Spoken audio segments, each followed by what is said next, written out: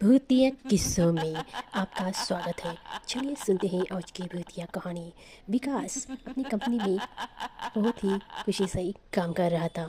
काम करते करते बहुत दिन हो गए थे और उसे अपने गांव की याद आ रही थी, जहाँ की उसके चाचा रहते थे। चाचा ने कहा था, जब भी तुम्हें टाइम मिले 4 दिन आके रहना, तुम्हारे दोस्त भी बहुत याद कर रहे हैं। ये सब विचार करके विकास अपने गांव की ओर चलने का निर्णय करता है और कंपनी से छुट्टी लेकर गांव में चला जाता है। गांव में उसके सब दोस्त बहुत ही ज़्यादा खुश होते हैं। विकास आ गया, विकास आ गया।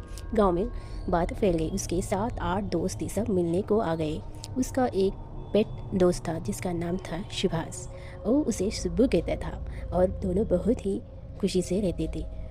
जो 7-8 दोस्त थे उसमें से एक दोस्त ने कहा, विकास तुम्हें खाना बहुत पसंद है ना, तो यहाँ पे 30 किलोमीटर दूर एक ढाबा हुआ है जहाँ पे गावरान चिकन बहुत ही अच्छा स्वादिष्ट मिलता है। क्यों ना कल हम सुबह जाके दोपहर को खाना खा के रात को देर करके सब आए, हम जो भी 7-8 दोस्त थे सब मिलके जाके मज़ा करके आते हैं। विकास ने हाँ कर दी। सब दोस्त चले गए, सिर्फ उस दोस्त जो उसका पेट दोस्त था सुब्बू को छोड़कर। विकास को ख्याल आया, इन सारे लोगों को ले जाने की बजाय क्यों ना मैं और सुब्बू कल जाने के बजाय आज ही दोनों चले जाए, रात का खाना खा के मज़े करके रात को वापस भी आएंगे। सुब्बू ने हाँ कर दी। तो विकास और सुब्बू दोनों मिलके अपनी फटफटी लेकर सीधा उस ढाबे की ओर जाने लगे। धीरे धीरे करके रात के 9 बज गए। वो ढाबा में जाके मज़े करके खाना खाए। पेट भर के खाना खाने के बाद ऐसे ही थोड़ा वॉकिंग करके फिर से अपने घर रवाना होने के लिए दोनों फटफटी पर बैठ गए।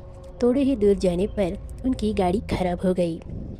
तो एक मैकेनिक के पास विकास ने अपना गाड़ी ठीक करा लिया।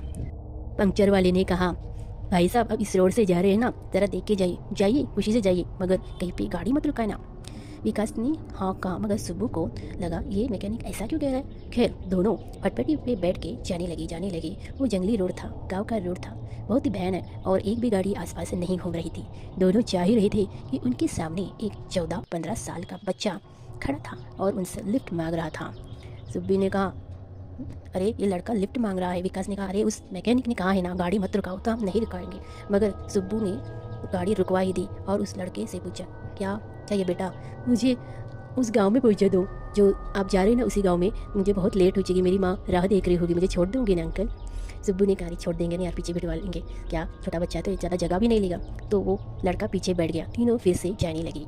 जाते जाते ऐसा हुआ कि सुब्बू को ऐसा कुछ तो डर लगने लगा। उसने पीछे देखा तो जो लड़का बैठा था उसके हाथ गाड़ी से भी बड़े नीचे की तरफ बड़े बड़े जा रहे हैं।